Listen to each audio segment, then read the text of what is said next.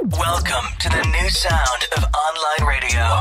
Welcome to the sound of Universal Broadcasting Network. 'Cause you make me feel like I've been locked out of hell. A mix of today's hits and hard-to-find favorites, combined with the most entertaining and intriguing talk anywhere. This is your sound. This is the sound of Universal Broadcasting Network at UPNradio.com.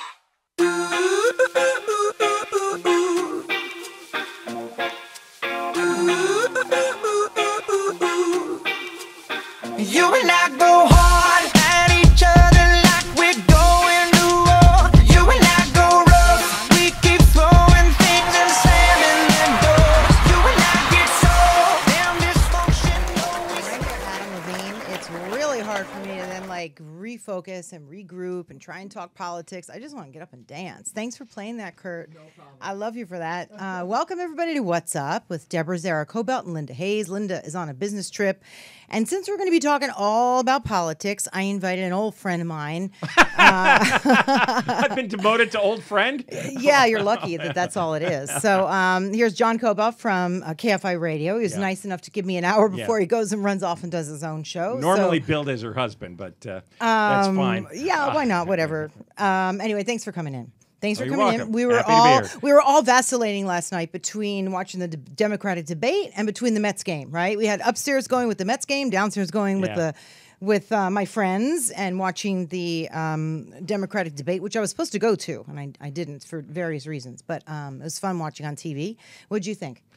Well, I only saw part of it because I was way more attracted to the baseball game. Yeah, you were. You know, I'm not a natural audience for debates unless people are screaming insults at each other.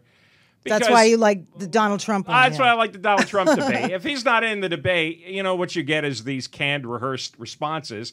And generally, the moderators are wimps. You know, they don't corner the candidates and hit them with repeated follow-up questions to really expose them. I thought Anderson was great. I thought he just kept going after. You didn't? I thought he wimped out on the email stuff. You did? He tried, but she wasn't going to go there. I think he got intimidated when Bernie Sanders started shouting at him and the crowd started applauding when Sanders says, "I'm sick of these damn emails." Hey, you just took the thunder out of my whole thing. Thanks a lot. Anyway, I was going to go to Hillary talking about it. I mean, it might be kind of a long clip, so we might have to sort of cut it up a little bit. First, let's hear from her. I thought she really tried. Okay, wait a minute. I actually thought she really tried to answer to that, and I really thought, as someone who does give a little bit of advice for candidates and whatnot before they're about to go on the air, I really think she did her best to try and be as honest as she could. Usually she deflects everything. And this is one time where she tried to at least answer it and say, all right, I made a mistake. I mean, she tried to slough it off and he wouldn't let her, at least in my opinion. And he came back to it. But at least she tried to sort of address it as opposed to just toss it to the side. You don't think so?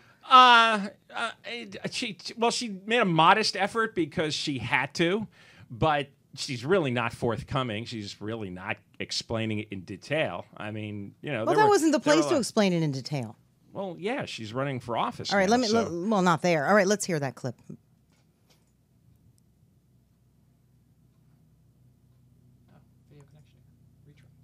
Wait.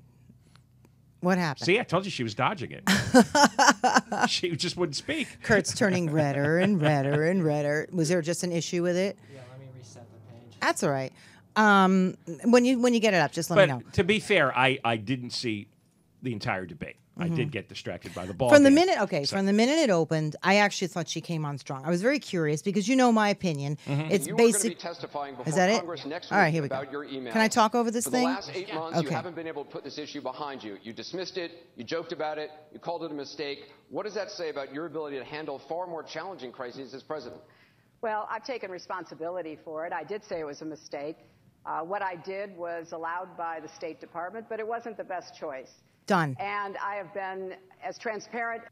You know, just right there, at least she came right out front and admitted it. I mean, basically, in my opinion, before that, she sort of would dodge the question entirely. I mean, the word mistake, I heard front and center. And it took 8 months to get that out of her. Okay, well, she did it. And I actually think because she finally did it in a public forum there, I think she actually came out looking a little better. I really did. All right. Well, I guess I'm just harsher on these people, you know?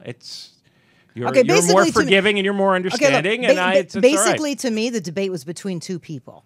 All right. I mean, I don't even remember the other guys. They're Well, the just other sitting- guys shouldn't be there. If you have less Well, than you have one... to. Okay, you have to throw somebody else up there because you can't just have the two of them because eventually it's just going to be the two of them anyway. I know, but they end up getting half the time, and you add up the three of them combined don't equal 1%. So, they should be in the audience. They should be home. They should be home sitting in their underwear, eating popcorn. They have no right being up there. Okay, can we hear from Bernie and his comment on the email? I thought that was I loved it. It was the thing of the night. Let me say something that may not be great politics, but I think the secretary is right. And that is that the American people are sick and tired of hearing about your damn emails. Me too. Enough of the emails. Let's talk about the real issues facing America. And then she shakes his hand, right? He wants to be vice president. He can't be vice president. So here's I think that took her by surprise, don't you? Oh, it took everybody by surprise, I think she really expected him to go after her. At least it was a civilized debate. If he wants to be president, he should be going after her. I mean, no sense giving away one of your strongest issues is that she's, a lot of people think she's a liar and she's untrustworthy and she's a conniving schemer. And why would you give that away if you want to beat her? That's your best weapon against her personally. You want to know something? Because I actually think he spoke honestly. I think he said, you know what, enough with it. Here's the issues that I want to focus on. And I actually sort of thought that it was terrific that he did that. I really did. All right. Well, I think you want to win, you have to be cutthroat and ruthless. He's new on the scene. He's making his first big impression yesterday. And to me, he came across like, all right, I'm going to give away my best issue against her personally. That's not a guy who wants to win. I mean, that's not Trump up there. What came across to me about him, I was really surprised. I've been to Denmark. I know what it's like there. It's sort of like the Truman Show. Everybody gets up in the morning, gets on the same bike, and sort of goes in the same path, the same direction, on their way to work. And they all sort of look the same. And then he's holding up Denmark as the choice place of how to live. Now, I'm sure maybe their health care is, I don't know enough about that. Do you know how many people live in Denmark?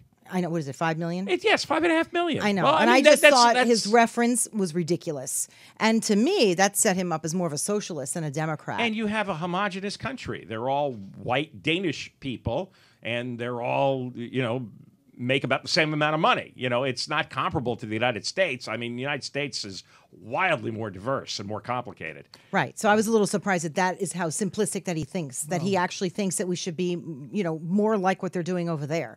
I was very surprised that when I heard that, I thought a lot less of him because I don't want a socialist as a president. That's what we got away from a few hundred years ago, in my opinion. And I think a smart guy knows that the countries are not comparable.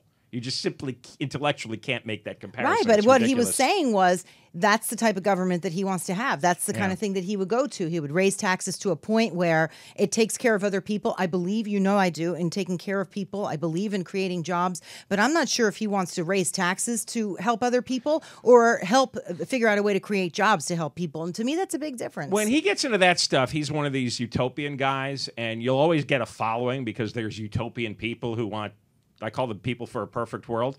But in the real world, that'll never fly. How does he get any of this stuff past a Republican Congress? It's just kind of a waste of time. And it's not something most of the American public is into. Nobody, I've never heard anyone say, I wish we were all like the Danish. Maybe they want to eat a Danish. Did you watch this thing last night? Yeah. You did? What did you think? I love asking Kurt's opinion. I mean, I like Bernie Sanders. To me, he's just a likable guy. So See, people vote a lot on likability. Yeah. Oh, I know know you don't. You have to know the issues down to the point where you're reading every issue at midnight, literally. But most people, don't you think it's about likability? You know what? I liked him too, but I like him more as a neighbor and not really a guy who's probably going to raise my taxes even more. I'm not into that because I like to know where my money's going. I don't mind raising the taxes, but where's my money going? That's what I need to know first, and then cut that, and then you can spend to help. I've heard you protest taxes at home, though. I just said I need to know where my money's going first, and but if I think something's going toward a good cause and the money's being well spent, But if there's layers of bureaucracy and layers of government and layers of pensions that I have to pay for, on and on and on. That's where I stopped. Wasn't he kind of jarring to hear the first time, though? I loved his accent. Are you talking about his accent? Yeah, this Brooklyn Jewish New York accent. I mean, what did you think? Look, I'm from New York, so when I hear that kind of stuff, it makes me like really feel at home. Yeah, like I said, it just seems relatable to me. Like he seems like a guy I can hang out with and just. Yeah, I felt like I was back in Brooklyn. Yeah, so. Oh, I liked him. I think he comes across great. I understand why people follow him. I'm just saying, once you get past that and you start looking what he's talking about, it's like, well, now that's never going to fly. Okay, what do you think about that? We got to get a camera on you. I put you on the spot every week. You're getting interrogated. I know, seriously. I mean, I like that he's trying to, help everyone. I don't know if it's feasibly possible to do all of that he's asking for, but I mean, I don't know. Yeah. I'm not.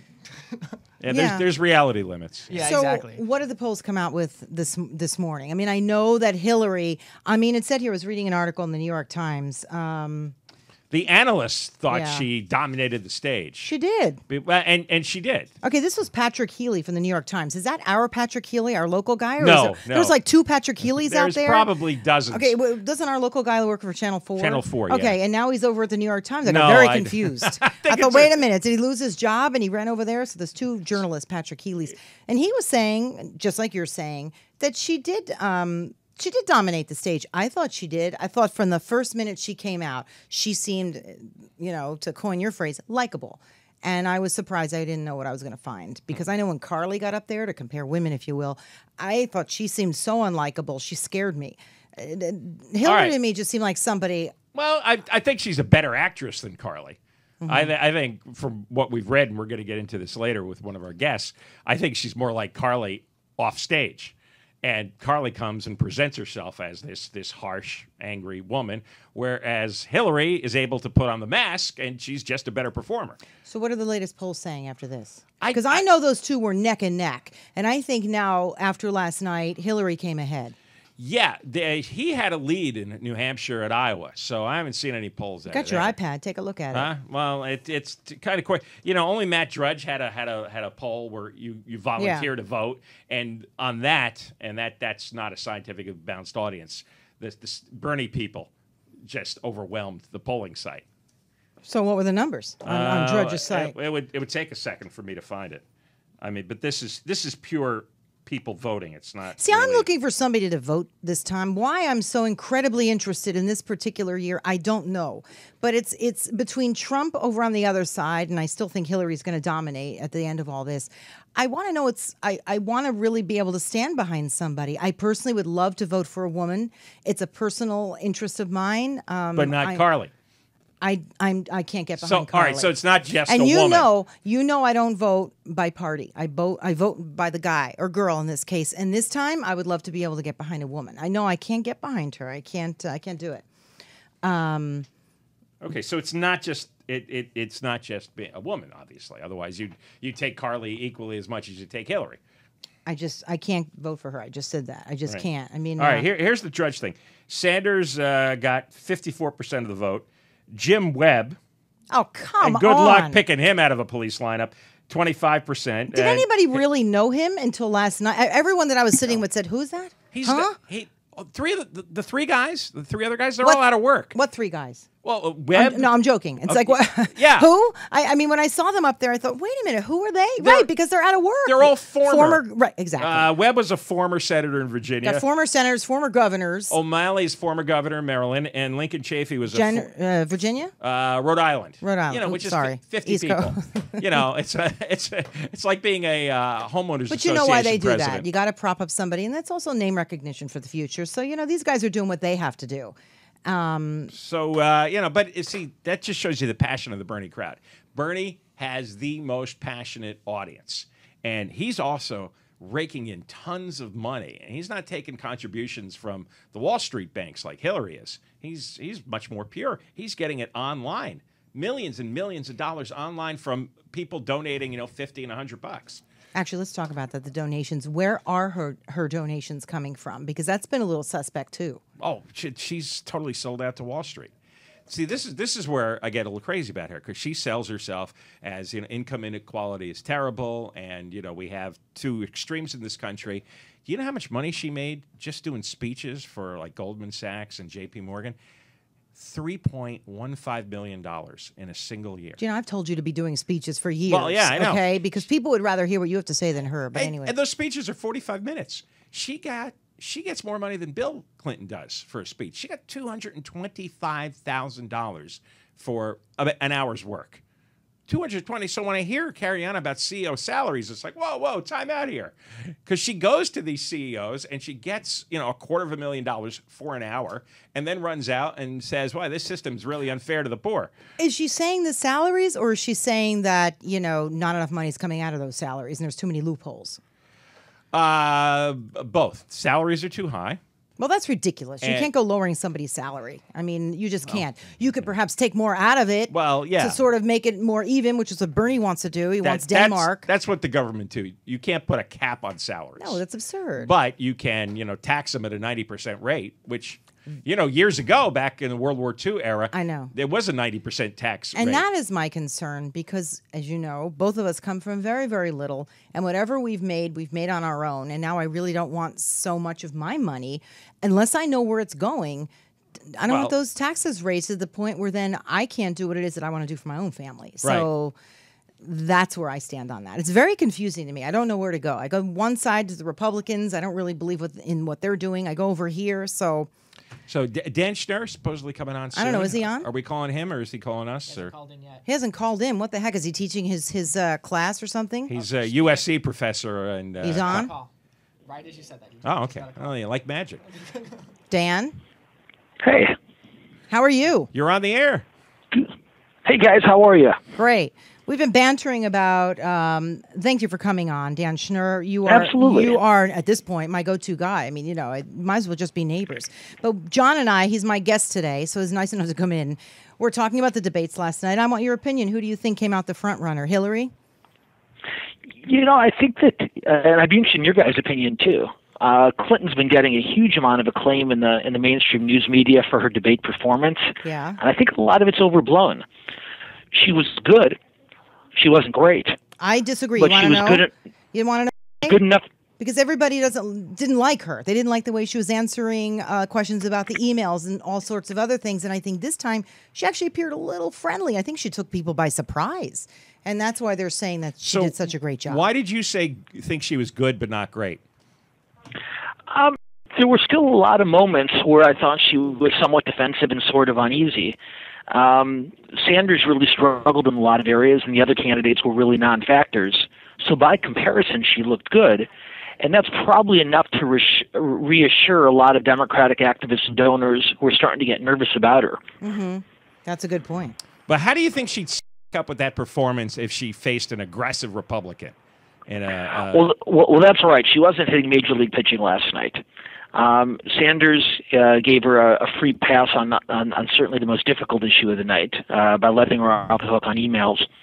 And the other candidates, even when they tried to criticize her, didn't do it in a particularly forceful or effective way. I think they were intimidated. Depending on who the Republican nominee is, I think it's going to be a much greater challenge for her. Why do you think candidates kind of wimp out when they finally get on stage? I mean, if they really want to be president, why don't they go after her more forcefully and really mix it up? If you're Martin O'Malley and you're running at 1.5% in the polls, no matter how assertive you are in public, you know in your heart that it's probably a long shot. And you think to yourself, I really want to be president. But if I can't be president, maybe I want to be Secretary of Commerce. So maybe I ought to hold my punches a little bit. Oh, so they're all auditioning in their cabinet, maybe. I also noticed how she really seemed to be aligning herself with Obama. Did you notice that as well? I did notice that. For somebody who's been criticizing him on any number of issues over the last couple of weeks, the biggest difference you could come up with last night was the number of chromosomes. How do you think this plays beyond the, there was like a Democratic activist partisan crowd in the theater. How do you play to regular people outside, not political geeks, but people who are, looking for the next president?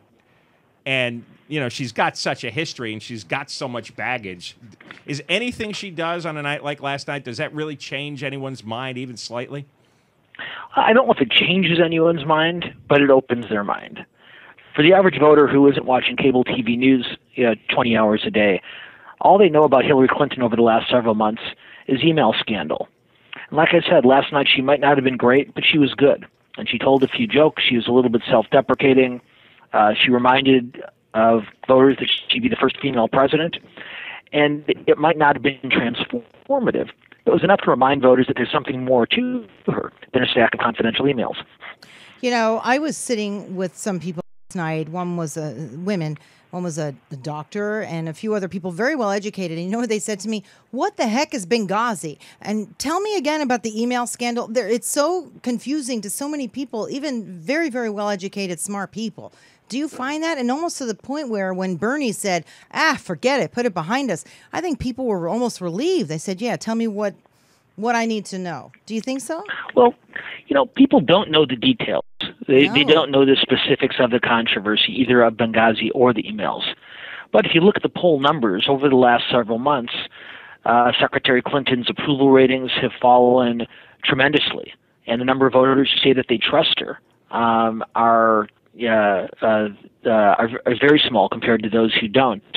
So even if voters don't know the details of the controversy, they suspect that there's something there that's not quite up on the up and up, and that is having an impact on her. Mm-hmm. So what do you think she needs to do? I think she came out looking terrific. I got into this debate thinking, oh boy, I wonder what she's going to say. I thought she came out the front runner without a doubt, in my opinion. So what do you think she has to do to stay there, since so much of what I'm reading this morning sort of concurs with what I'm also saying? Well, if I were the Clinton campaign, I would go back to the Democratic National Committee and say, you know what, we changed our mind. Let's do lots and lots of these debates. Because the more she gets to stand on the stage next to Bernie Sanders and Jim Webb, the better that is for her. Well, she's got a lot of experience, and the rest of them don't. I mean, she's been on a national stage debating, for a long time. And, she's got pretty good acting ability. She even did well in that Saturday Night Live sketch. We have a clip of that. We can show that in a minute. She's got a presence, and the other guys just looked like, I don't know, they just walked out of work. They just didn't look like the kind of politicians who could grab the moment, grab the stage, have the charisma to really have an impact. What were your thoughts on Bernie? I thought Bernie realized about halfway through that he wasn't speaking to an auditorium full of thousands of people. And he finally stopped shouting and started talking. And once he did calm down a little bit, if you agree with the substance of what he's saying, he was pretty good. But for the first half of the debate, I think he was very off-putting to people, even who might have wanted to hear to him, just because he was so confrontational and so combative. He told reporters with great pride that he had not practiced for the debate. I think that was pretty clear. Yeah, you would think he would be, since it's his first national debate, there would have been a lot of rehearsal there, because again, you want to do well, and you want to understand what are the pitfalls, what are the traps I could fall into, what are the things not to do. And that's why Deb's point about Hillary is the right one. She was obviously very well prepared, and she did not have to think on the spot about how to answer the question about whether she was a progressive or not. She had an answer ready. And it played very well. And I think you're exactly right, John. Over the years, she's debated a lot of times. She understands the importance of being prepared, and showed last night. And not just ready, in my opinion, where she was just reciting what they told her to say. She seemed comfortable with her answers. Whether she believed them or not is one thing, but she seemed comfortable, which is why I think people came out of there saying, "Oh, she was all right." Is that all it takes to influence people? I think so. Oh, I think so. I mean, once again, this comes back to the fact she's done this a lot of times over the years. When you do something a lot, you get good at it. I think we have somebody else on the line. Who's calling in? Hi, it's Ron Kessler calling in. Oh, very good. We'll talk maybe to him he in can just a be minute. sort of part of our conversation. Just so you know who we've got coming on, this is a real treat. We've got Ron Kessler, who was one of the Secret Service agents. Well, no, he's a writer who he's talking about interviewed Secret Service agents who worked on Hillary Clinton's detail. Which is an amazing story when I read about this. It was absolutely incredible. So he's on the other line. He's actually on a little bit early, so I'm glad that you called in. But, Ron, if you could just wait for a minute or two. Sure. Any sort of final words that you can give us, Dan, about what do you think we should be looking for with her? Where do you think they're going to be going? The most important thing that happened last night is that Hillary Clinton reassured Democrats that they don't need to be worried about her. the subtext of her message to Democratic Party loyalists and donors and activists was, hey, I got this. I know what I'm doing.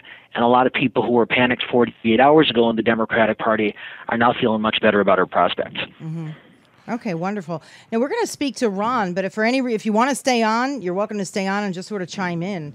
That'd be great. Ron, thanks so much for being here and for coming on with us. I mean, this book is absolutely incredible.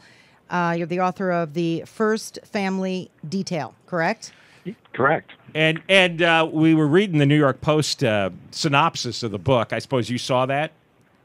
Yes. Yeah, and it focused on a lot of the hot-button stories. For example, Secret Service agent wishes Hillary Clinton good morning. Wait a minute. And Hillary says, I don't believe... Okay, go bleep ahead. you. And so Deborah and I have been going back and forth on this. Deborah just can't believe that she would really do this. And I thinking, well, maybe why not? I mean, the guy's putting his name to the charge. What? First of all, let me just interrupt. I found this to be a very compelling read. Once I found out about it and started reading about it, I couldn't stop. I'm not sure I believe a lot of what this guy is saying, because how could anybody possibly, talk to someone like that unless they were in the middle of the most incredibly, unbelievably heated argument? And we know that she and Bill used to fight like cats and dogs. And I know someone who worked in the White House at the time who said so as well. And then she was in the middle of an argument, in which case she turned to the guy and said, F you. Could that be possible? Or you think she just walked in and the guy said good morning and she goes, F you? I can't imagine. No, this is her personality. She is just a very angry person who treats with contempt those very same little people that she claims she's going to help if she's president. Being assigned to her secret detail is considered a form of punishment, the worst detail in the Secret Service. And as you indicated, many of those quotes are on the record from agents who were on her detail, and I don't see why it's hard to believe. I mean, the human. There are humans who are criminals. There are humans who do all kinds of terrible things. I mean, do you believe that they do those things? She is someone who is just a nasty person. Someone you would never hire even in a McDonald's. And it goes to her character, and it foretells what would happen if she is in the White House, because people like that who treat others in such a shabby way are arrogant. And once anybody gets in the White House, they are frequently affected by the adulation that they receive. Richard Nixon, look at what happened with him. He was involved in the ethics episode that led to the Checkers speech, and sure enough, we got Watergate. So in the rest of our lives, we look at character, we look at track record. We would never deal with someone like that.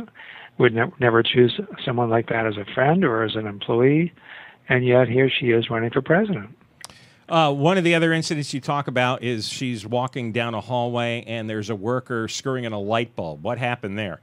Same thing. She just walks by. He says hello, and she says "F you." I mean, is that like all she's doing in there? Well, I just yeah. She had issued instructions that she didn't want any work being done while she was in the residence portion of the White House, and somehow he didn't get the message, or she showed up without him knowing. But either way, she treated him like dirt, and there's just no excuse for that. I mean, imagine. I'm just gonna. Can I imagine? Ahead. I'm going to give you a great example. Last Friday, I had to go somewhere, and I was in a towel, all right, in my bedroom, and there was a Time Warner man in my bedroom about to reconnect the televisions. I was so furious at this man, I practically unleashed worse, although I did not curse at him.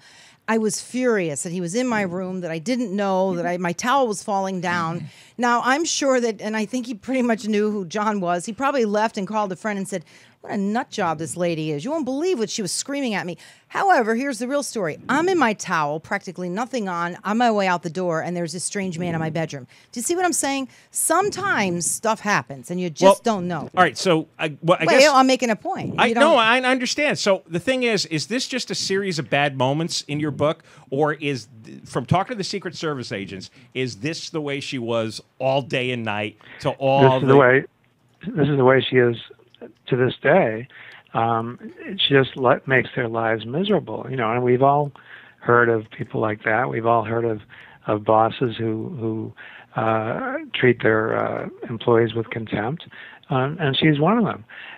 As another example, another on-the-record quote from an FBI agent who was in the old executive office building. She walked by and she said, or the FBI agent said, "Hello, Mrs. Clinton," and she flew into a rage because she had issued instructions that nobody was supposed to talk to her, nobody at that level. The Clintons actually would instruct agents to hide behind curtains or hide behind partitions when they're walking down the corridor. I mean, this is pathological behavior. And again, we ignored the fact that President Obama spent 20 years listening to Reverend Wright with his anti-white, anti-Israel, anti-America hate speech. And sure enough, we got someone who's very left-wing, not as left-wing as Reverend Wright, but my most liberal friends and most liberal family members say they would have walked out if they heard that kind of talk. So this is the point. The point is, if we don't, if we just focus on what they said in a debate, what they promised, which they usually don't fulfill, and ignore the character, we're going to suffer the same fate that this country has suffered because we elected President Obama. Who did you vote for in the last election?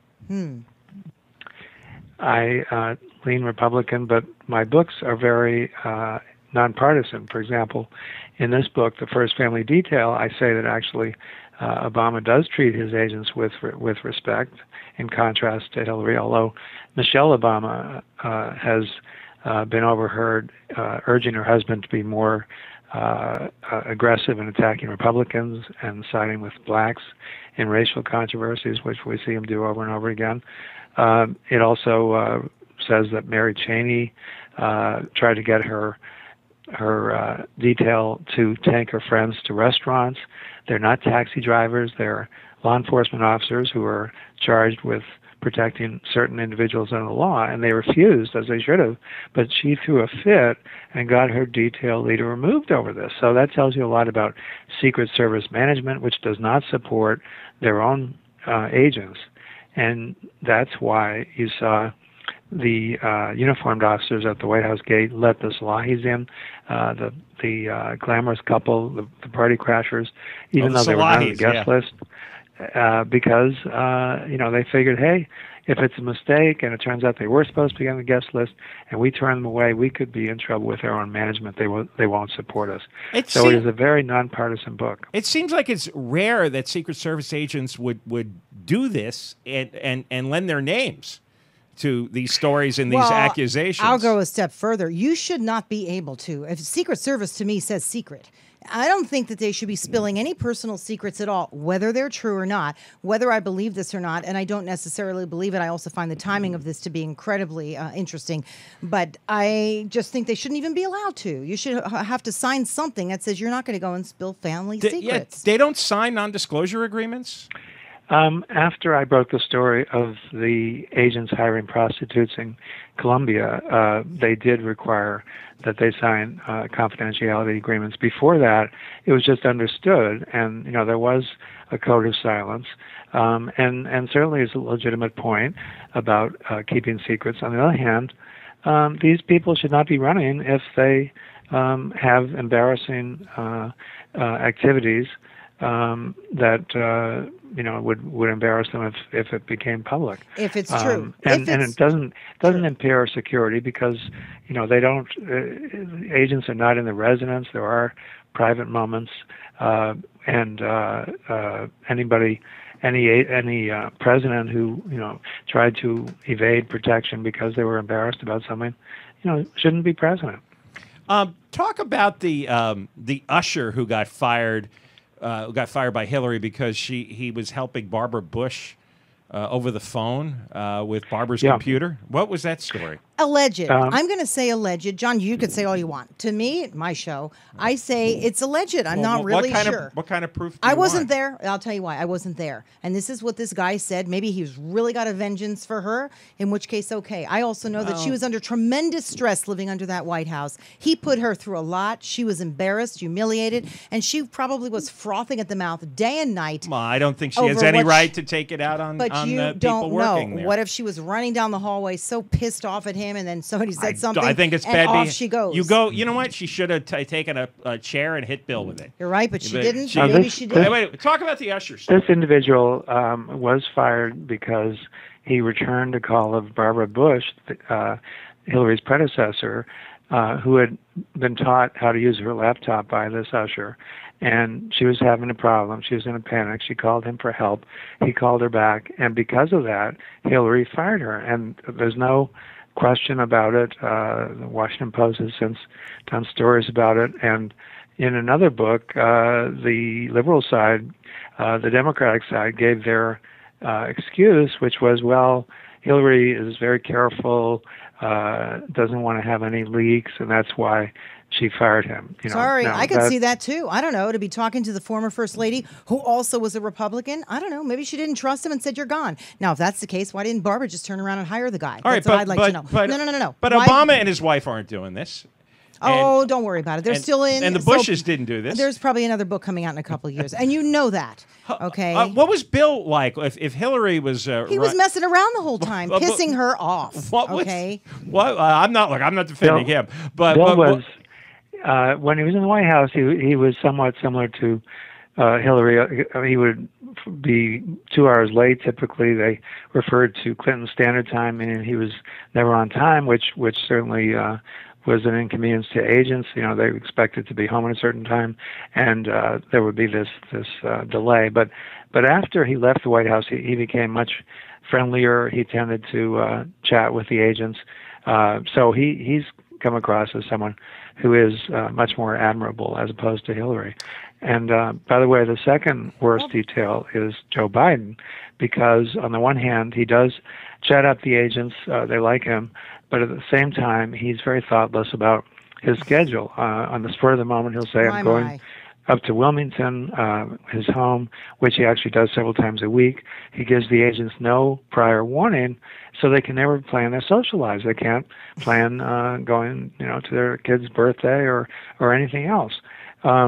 He also will skinny dip both at his pool at the vice president's residence and also at his home in Wilmington, which offends female Secret Service agents. They signed up to take a bullet for the president, but not to see Joe Biden naked. You don't want to see Joe Biden naked? Come on, that's beyond this the is Call getting of Duty ridiculous. here. Who cares if he's But skinny that's what dipping? they do. I do. It's terrible. He shouldn't be naked in front of female Secret Service agents. If George Bush did that, what would you say about that? Yeah, I mean, I wouldn't care. I wouldn't care if he did it in front of me. I would turn the other way, or I think you should conduct yourself with some class and dignity, especially when you're at that level. I really do. It's his own private residence. Who cares? Well, it's just turn away. Well, it's just a fact that female agents are offended by this, and that's just the way. I just report what the agents say. Were they reluctant to tell you these stories, or was it cathartic for them? I had to use my special powers to get them to talk. I would waterboard them. That worked pretty well. But I think they feel that I have a good track record of honesty, telling it like it is. For example, one of my books led to the dismissal of William Sessions over his abuses as FBI director. On the other hand, when the FBI does a good job, which they've been doing since 9/11, keeping us safe, there's been no successful foreign terrorist attack, then I say that, and that's very unusual in today's journalistic world. I mean, have you ever heard anybody say the FBI is doing a good job from a journalist? No. A little bit of this book just sounds a little sexist to me. I got to be honest with you. It just does. I don't hear Why? you going, because it does. Just some of, like, the woman on a rampage running down the hallway. I just know from people that I know who personally worked in that White House who said he was a monster. Now, he may have been more charming and he knew how to conduct himself with other people, but she was enraged constantly because she was so humiliated and upset.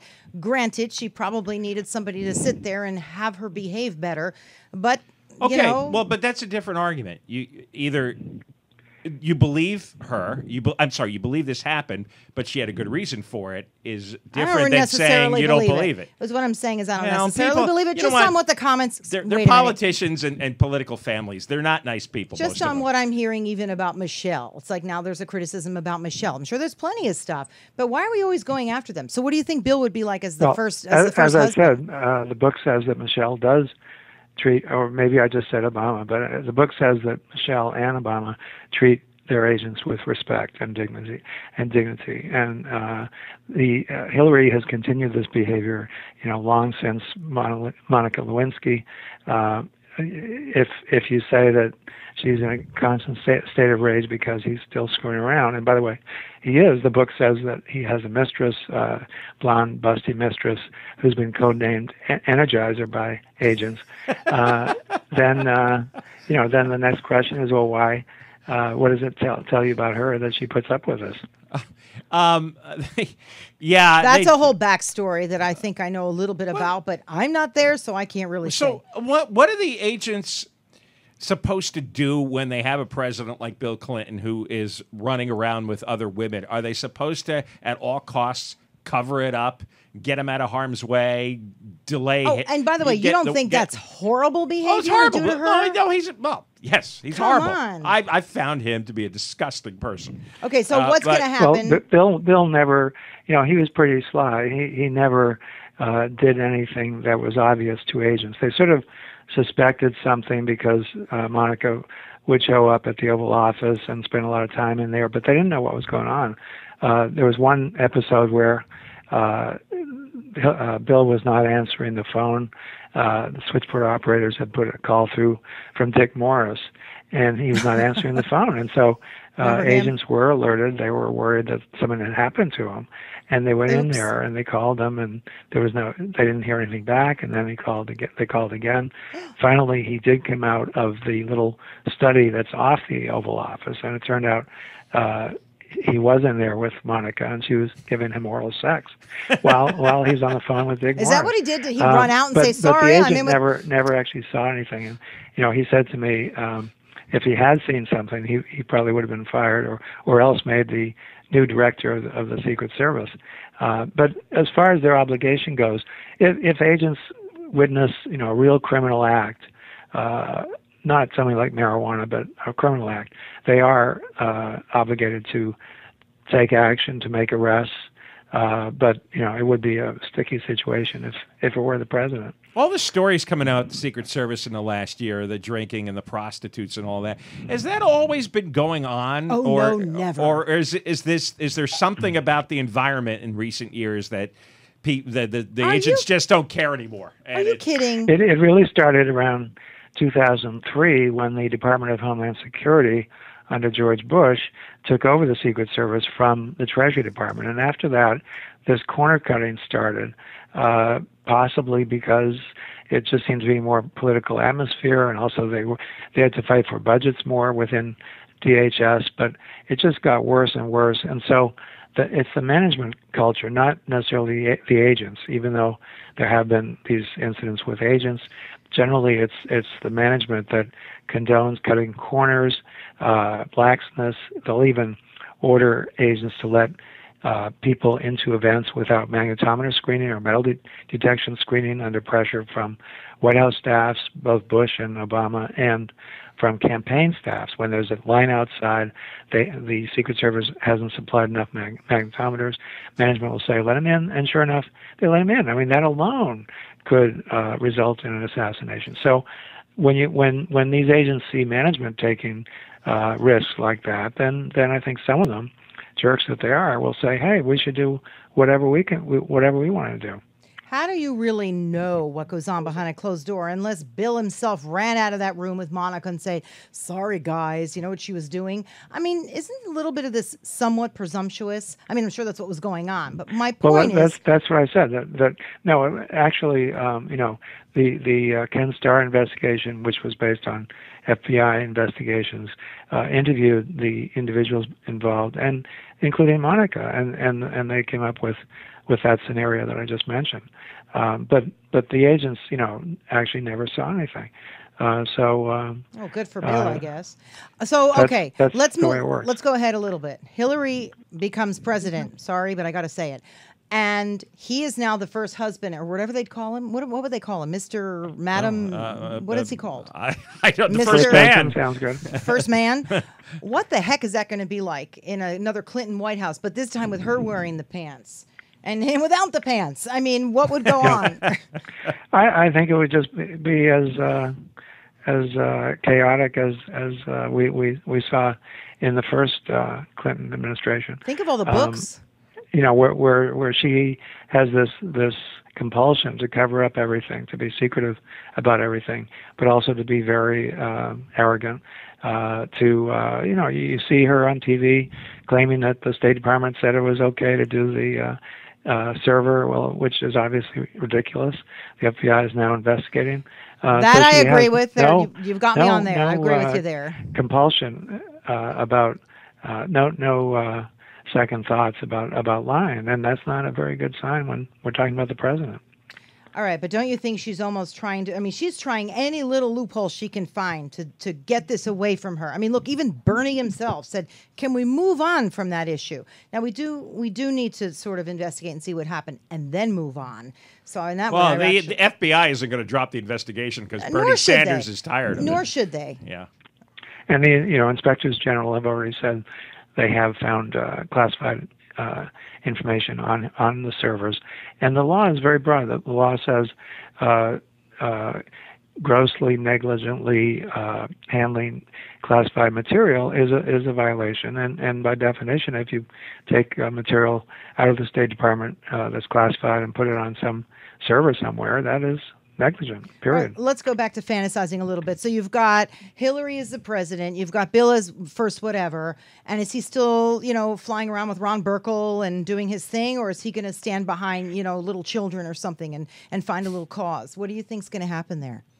A leopard never loses its spots. I think he will continue. He is continuing now. I go into some detail about the affair with his current mistress, codenamed Energizer. The reason Love that name, though. Given that name is that the Secret Service code names for each family begin with the same letter. So in the case of the Clintons, the letter is E. He is Eagle. She is Evergreen.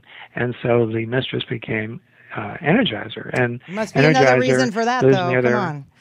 Lives near their home in Chappaqua, and she will show up as soon as Hillary leaves, and she'll stay as long as a week. Agents are instructed not to ask for her ID or to sign her in, even though even Clinton relatives have to be signed in. And unlike Hillary, she's very nice to the agents. She'll bring them cookies. One hot summer day, she came in with cookies and offered them through the window of her SUV to the agent at the gate. Oh, how sweet. And she was wearing a low-cut tank top, and he noticed that her breasts are enhanced. So we have every detail in this book, the first family detail. I hope she's a Republican spy. I really do. Bill is pushing 70, and he still can reel that kind of girl in, huh? He must be on every possible pill, that guy. I mean, look at him. I mean, wait a minute. Plaudits for that. So then Energizer would be like going in and out of the White House undercover, like under those like little stairway things under the White House. They'd be sneaking her in and sneaking her out. There's got to be a mistress store. Yeah. Or as with Monica, there would be some supposedly legitimate reason for her to visit. And then you close the door of the Oval Office, and then you do what you want. Well, if I were Hillary, I would have done a lot more than just cursing. I swear to God. I think he has just made her crazy. And the fact, I mean, no one really talks about but what would you could have walked away from that crazy 30 years ago. They could have, but they needed each other. It was very, they just kind of needed each other. I don't know if he needed her, but she needed him. Yeah. So There's an enabling going on for sure. I only have a minute or so, maybe even less. Who are you voting for? Clearly, you're a Republican. Who are you standing behind now? Let's put it that way. I Come on, haven't let it out. decided. I like a number of them. I happen to know Donald Trump. I've known him for about 20 years because I did a book on Palm Beach. Oh God, and, Marla? Did you do that whole thing with Marla? No, but this was when he had first started going with Melania. They weren't married yet. But I've known him ever since. And behind the scenes, he's totally different from what you see on TV. I know. Yeah, I know him TV, I know him as well. He's not quite the guy that he appears to be on TV. And I think he's going to quell that a little bit. And I think he has. I think he did in the previous debates. Right. And I think out there, so far, I really haven't heard anything else that he's been saying that's been so outrageous. He doesn't usually listen to any handlers, but this is one time that I think he's decided, you know what, all right, I'm going to sort of cool it on talking about Rosie O'Donnell and other people being horrible. Look at them. I think he's quieted down. But you're right. Yeah. In private, he's kind of an okay guy. And just people the don't opposite. know that. And in fact, he treats his employees well. And like Hillary. He does. He absolutely does. His butler, Tony Senecal, had a heart attack at Mar-a-Lago in Palm Beach, and Donald not only visited in the hospital but also insisted that he stay at Mar-a-Lago, his home and club, which is just a paradise. It is, That's just one little example. Also, you're right about that. I know quite a bit about him on the personal side, and he is a very generous guy. He just is, for those people out there listening, he is not as big of a nut, even if you're a Democrat, diehard. For me, I'd like to say on the personal end, you know that as well. He's just not the nut that he appears to be. And if he is the nominee, I'm quite sure he will just become very moderate, appeal to the average voter. He told me several years ago, in fact, for a story, that if the GOP comes across as mean-spirited towards Hispanics, they'll never get in the White House. So that is ironic, but I think he'll go back to that position. And people just remember the last soundbite, and he's just a master at pitching himself, and so he will keep moderating his positions to gain votes. All right, I've got to cut you off because we're actually out of time. Ron Kessler, it's been great having you on. Will you come back? I will. Okay, I'd love to. Okay, wonderful. Thanks so much. Thank you. This is another edition of What's Up with Kobylt and Hayes. We have two Kobylts here today, Zara Kobylt and John Kobylt, who agreed to come before his own show. Everybody, thanks for tuning in, and we'll see you next week.